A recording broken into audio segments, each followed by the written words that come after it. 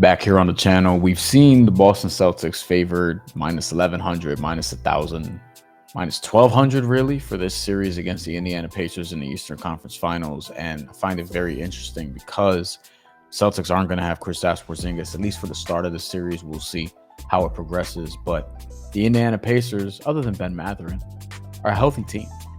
And the healthy teams seem to be the most dangerous at this time of year. We just saw this play out a little bit in the Western Conference. The Western Conference in general has had more health luck than the Eastern Conference. But the most interesting thing to me is whether or not the Indiana Pacers can push this Boston Celtics team. I would call myself a bit of a Celtics skeptic. Celtics fans, don't kill me. I think the team is super, super talented. But what I'm skeptical of is how would they fare in close games against a team that's at least near their level. And so far in the playoffs, we haven't really seen that be tested. I think that a Miami Heat team with Jimmy Butler and Terry Rozier, given the history between these two organizations, that probably would have been a legitimate test in the first round.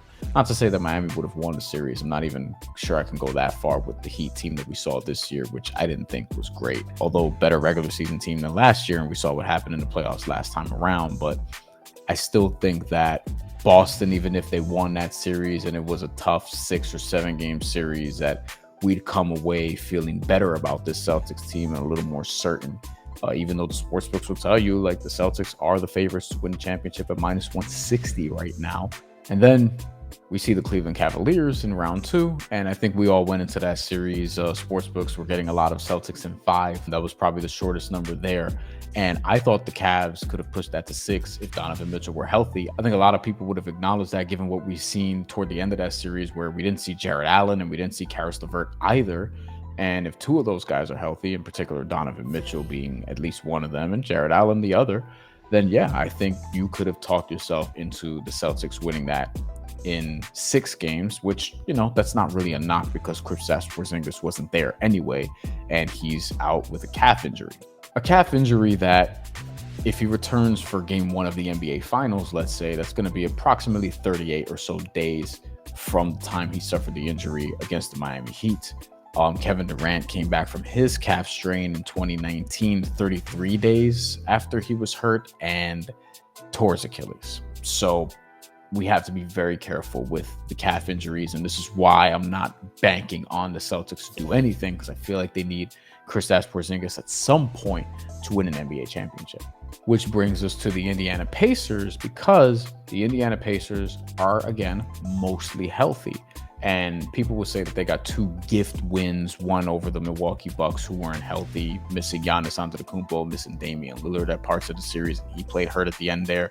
And the Knicks lost damn near everybody. Jalen Brunson's out, Julius Randle's been out, Bojan Bogdanovic, OG Anunoby, Mitchell Robinson, etc., etc. Still got to give them credit. They made it to the conference finals. Are they an Atlanta Hawks conference finals team? Are they a Portland Trailblazers conference finals team? Or could they actually push the Boston Celtics here? And with the Celtics, they don't have Kirstaps Porzingis in the series. For Miles Turner and for Pascal Siakam in particular, Miles Turner is going to stretch the defense regardless of who he plays against. That's going to be his role. But with Pascal Siakam, who is one of the best players left in the playoffs in the Eastern Conference, he saw some openings when OG Anunoby wasn't guarding him in particular, but he saw some openings in the last series against the Knicks where he was able to attack on the interior. He was hitting enough threes to get some respect from out there.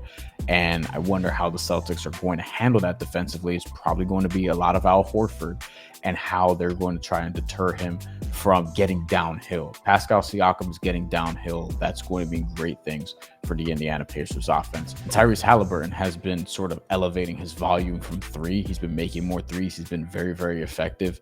This is a Pacers team that shot 67% in game 7. They were shooting 70-something% for much of that game, 80% at one point in that game. And the Pacers, you know, they're going to get out and try to play the variance game along with the Celtics.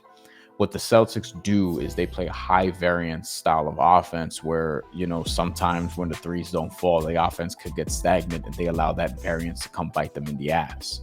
Other teams have been able to take advantage of that and drag them into the mud and, you know, get a game on them in the playoffs. But the Celtics have been highly successful regardless. but the Indiana Pacers are a team that's going to be difficult to do that against. The Celtics have been effective in transition in the playoffs. We've all seen that. The Pacers, this is what they do. They have the second fastest offensive pace during the regular season. I thought they were a matchup problem in the Knicks series going into it because I thought that they could be a matchup problem for the Knicks because of the pace. And the pace was very, very different from what the Knicks were accustomed to sort of controlling during the season. They were 30th in pace during the regular season. That's dead last in the NBA, whereas the Pacers were in the top 2. They were number 1 at different points of the year. So if the Celtics are going to play a variance game and try to get out, spread shooters out, and hit a lot of threes, that's something that the Pacers could maintain.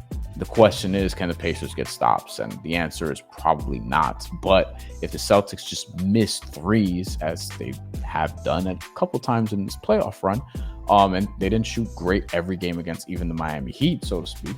But if they're just missing threes, that's something the Pacers could exploit. I don't think this is as much of a matchup problem ultimately as a mostly healthy Knicks team could have been. But I do think that if the Pacers are able to get quality looks, move the ball, have patience with how they move the ball, and rotate effectively on defense at least, and make the Celtics take some tough shots, you could be talking about a 6-game series here. The Pacers have not lost a playoff game at home yet. They've been very, very good in Indiana. And I think the key elements for them pushing the Celtics, obviously they have to make jumpers. That's their bread and butter. They have to play fast. That's something that they also are very good at. Pascal Siakam has to get downhill. Tyrese Halliburton has to hit his 3-pointers as he did, especially in Game 7 in that Knicks series. And the Pacers, I think another thing in their favor was they were just deeper than the Knicks team, and they're a pretty deep team. They have 9 guys that you trust all the way down to TJ McConnell and Isaiah Jackson.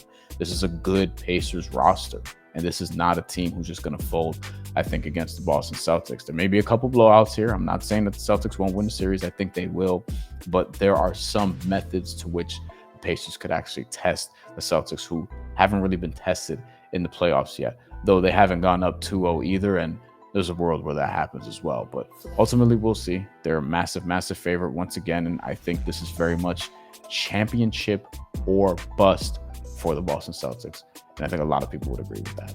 That's all we have for today. Make sure you subscribe, follow on social media. We have more to come, including a Western Conference preview that's going to be uploaded very, very soon. Take care and have a good one.